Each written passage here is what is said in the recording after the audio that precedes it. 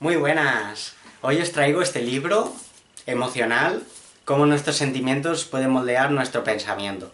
Es del autor Leonard Lodinov y, bueno, es un libro que está plagado de estudios científicos que respaldan todas las ideas que el autor va aportando a lo largo del libro.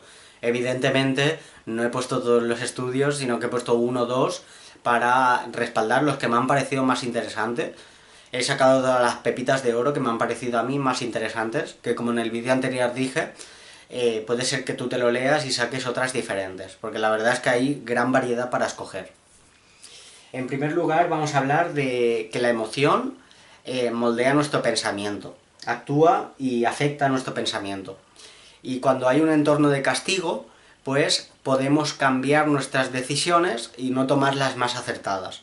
Y esto se hizo con un experimento a unas abejas que les dieron a probar una solución sacarosa con un poquito de azúcar, bueno, con mucho azúcar, era una solución azucarada, y luego al lado les pusieron una sustancia con quinina, que tiene un sabor mucho más amargo.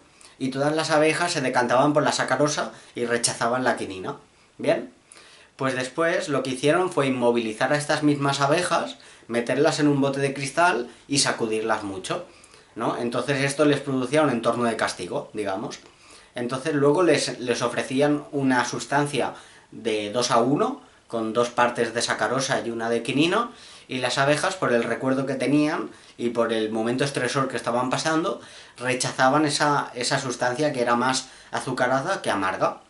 Bien, podríamos decir que la emoción condiciona nuestro pensamiento y la toma de decisiones, ¿no? Porque una creencia lleva a un pensamiento, que lleva a una emoción, que lleva a una acción, que lleva a un resultado. Por lo tanto, creencias positivas y emociones positivas llevan a acciones y a pensamientos más positivos. Bien, al revés pasa también. Luego también nos habla del cerebro triuno. Nos habla que dentro de nuestra cabeza los seres humanos tenemos tres cerebros. Tenemos el más primitivo, que es el cerebro de reptil o cerebro reptiliano, que tiene que ver con todas esas funciones reguladoras del cuerpo. Es decir, fue el primer cerebro que fue desarrollado por nuestros antepasados y bueno, y que tiene que ver con todo aquello de viene un depredador, pues toda la sangre se marcha del cerebro y se va a las articulaciones y a las extremidades para poder correr y huir, ¿no? No queda nada en el cerebro porque no toca pensar, toca huir. Bien, después se desarrolló el cerebro límbico o cerebro emocional, que este sería la sede de nuestras emociones, ¿no? Empezamos a sentir emociones, a darle más peso a las emociones que sentimos, etcétera. Y por último, el más nuevo, digamos, se desarrolló el neocórtex, que es la corteza prefrontal, que es todo lo que engloba esa experiencia consciente de lo que nos ocurre, ¿no? Que engloba todo el cerebro reptil, el emocional y el neocórtex. El neocórtex es el que nos permite razonar, pensar, etcétera. Y bueno, y se guía por dos hemisferios, el derecho y el izquierdo, y cada uno tiene pues los lóbulos, que son el frontal, el parietal, el occipital y el temporal. Después nos habla del comportamiento reflejo. Nos distingue dos tipos de reacciones. En primer lugar, la mecánica, que nos habla de aquí del reflejo rotuliano, que es lo más conocido por el típico médico que te da un golpecito en el ligamento rotuliano de la rodilla y tú pegas un espasmo, una pequeña patada. Pues bien, esto es lo que se conoce como reflejo rotuliano. En segundo lugar, habla del patrón fijo o estereotipado, que es lo más conocido como el piloto automático, ¿no? Es hacer aquellas cosas familiares de forma inconsciente a lo largo de nuestro día, que muchas veces nos damos cuenta de que lo hacemos más de lo que tocaría. Y por último, es el botón psicológico, y este se desarrolla en contextos sociales en relación con otros seres humanos. Este botón psicológico es muy interesante la idea, porque habla de que ciertos temas, ciertos disparadores nos activan y hace que pues sintamos tristeza, miedo, rechazo en algunas situaciones sociales que se hablan de temas, tocan experiencias, que nos tocan las emociones y bueno, y nos generan rechazo. Después nos habla de la emoción como estado funcional de la mente, como una operación mental. Y nos hace la metáfora como con un iPhone, con un teléfono inteligente. Nos dice que cuando el iPhone tiene un bajo consumo, o sea, cuando tiene poca batería, se activa el modo de bajo consumo, en el que cambian las prioridades y las funciones. Bien, pues a nosotros, a través del afecto de base, también nos ocurre lo mismo con el cuerpo. Cuando tenemos poquita energía en el cuerpo, pues puede cambiar los estados emocionales que tenemos. Y según estos estados, pues nos vamos a comunicar de una manera y también vamos a procesar información de otra. Después nos habla de las emociones positivas. Y Daniel Kahneman, un psicólogo, que es el autor de Pensar rápido, pensar despacio, seguro que te sonará, hizo un estudio en el que se mostró que las personas con más emociones negativas a lo largo del día producían más del 50% de la hormona del estrés, el cortisol, en su cuerpo, que las personas que tenían emociones positivas. Después nos habla del sistema de recompensa. Nos dice que tenemos 3 subsistemas, que en primer lugar está el circuito de gustar, que es el primero en manifestarse, y que tiene que ver con el autocontrol. Es el que nos permite autocontrolarnos, porque no todo lo que nos gusta y que deseamos es algo que hacemos. Por ejemplo, esto se puede ver con la comida ultraprocesada, que a todos nos gusta porque son hiperpalatables, y también, por ejemplo, con las drogas, que producen placer, etcétera. Después está el registro de placer, y en tercer y último lugar está el sistema de circuitos del querer, que es muy distinto. El querer es lo que nos lleva a la motivación. Que la motivación es digamos que es una persecución de la dopamina. La dopamina es la molécula del deseo, ¿bien? Es perseguir el placer, ¿no? Este circuito de querer. Sería el más importante en mi caso y en todos, ¿vale? Después nos habla de los perfiles emocionales, de la huella emocionales.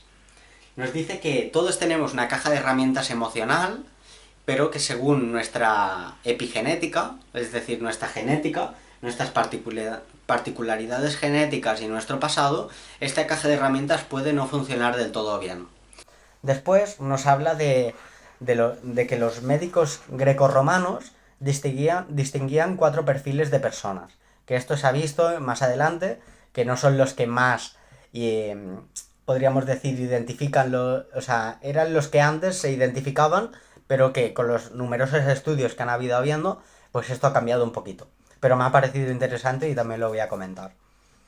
Habla primero de que hay personas sanguíneas, que son aquellas personas más positivas, las que son más extrovertidas, etc.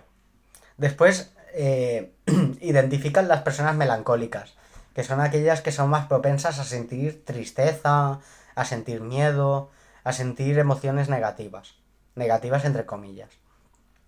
Después habla de las personas coléricas, que son aquellas que tienen una propensión más a la impulsividad y a la agresividad, y que son más irritables. Y en cuarto y último lugar, a las flemáticas, que son las que son más lentas para estimularse. Luego también nos habla de que los psicólogos han identificado cuatro características de las emociones. En primer lugar sería el umbral. Después habla de la latencia, que es el desarrollo de la reacción emocional. Después nos habla de la magnitud y por último nos habla de la recuperación, que es del tiempo en que tardamos en que esta emoción se disipe. Después nos habla del contagio emocional. Nos dice que la supervivencia humana ha visto la necesidad de tener en el contexto social una conexión con otros seres humanos. Y esto es lo que se conoce por sincronización emocional, ¿no? Por ejemplo, cuando ves a una persona reírse, pues esa risa muchas veces es contagiosa, ¿no? Es como que imitamos esas emociones. Es este mimetismo inconsciente, porque lo hacemos de forma inconsciente, es esta sincronía relámpago, viene de las estructuras subcorticales del cerebro, que van mucho más allá de lo consciente. Y por último, habla en el capítulo de la mente encima de la emoción, habla primero de la aceptación y relaciona el estoicismo con la aceptación. Y nos dice que el significado de lo que nos ocurre es lo que determina la emoción que sentimos. Es decir, no es el hecho en sí lo que condiciona nuestra emoción, sino es el significado que le damos.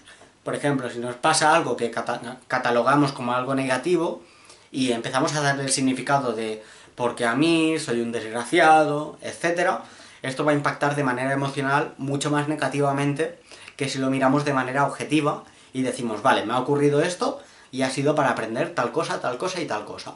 ¿Bien? Después nos habla de la revaloración, que nos dice que un pensamiento lleva a una emoción. Bien, todo empieza en una creencia que nos lleva a un pensamiento, que nos lleva a una emoción, que nos lleva a una acción, que esta acción nos lleva a un resultado. Por tanto, creencias positivas nos llevan a pensamientos, emociones, acciones y resultados positivos. Y creencias negativas, pues a la inversa. Después, en esta revaloración, nos habla de que la emoción, de que muchas veces tenemos emociones no deseadas. Y nos habla de que bloqueemos estos ciclos teniendo, pues, emociones positivas. Y por último nos habla del poder de la palabra, de la expresión. Y nos habla de lo que se conoce como etiquetado de afectos, que es la importancia de leer y escribir nuestros sentimientos, porque nos ayuda, al escribirlos y al leerlos en voz alta, nos ayuda a disiparlos y a transitarlos de manera mucho más eficaz y más llevadera. Y esto es porque se escribe porque la mano y el cerebro tienen una conexión que ya se ha visto en muchos estudios que, que bueno, que hace que las cosas se te queden y te impacten de manera más inconsciente. Bueno, estas han sido las pepitas de oro que he podido sacar de este libro, que me ha parecido súper interesante. Me han embotado un poco tantos estudios científicos, porque de todo lo que hablaba, habían un montón de estudios científicos, y la verdad es que algunos resonaban más, otros menos. Hablaba de las experiencias de Tyson en el combate este que bueno, tenía un contrincante en el que había muerto su madre y, ¿no? Y iba perdiendo el contrincante frente a Mike Tyson y al final pues hubo como un cambio de chip, ¿no? En el que vino el pensamiento de su madre que le generó mucha emoción y es como que se activó su perseverancia y su determinación y acabó ganando el combate, que fue la primera vez que noquearon a Mike Tyson. Bueno, hay un montón de experimentos y de estudios científicos que, bueno, que no me da tiempo de hablar de todos, ni considero que todos sean igual de importantes. Pero bueno, te leo en los comentarios qué te ha parecido este resumen, si te ha parecido interesante, si hay cosas por mejorar, si hay algo de los vídeos que no te guste. Bueno, y por último, decirte que la frecuencia en la que subiré vídeos a este canal va a ser de semanal, ¿vale? Va a ser un libro a la semana, el tiempo que me dé a mí a leerlo, ¿vale? Este libro me lo he leído en 4 horas y me lo he dividido en los diferentes días de la semana y hoy a sábado pues lo he terminado. Bueno, te leo en los comentarios y te mando un súper abrazo.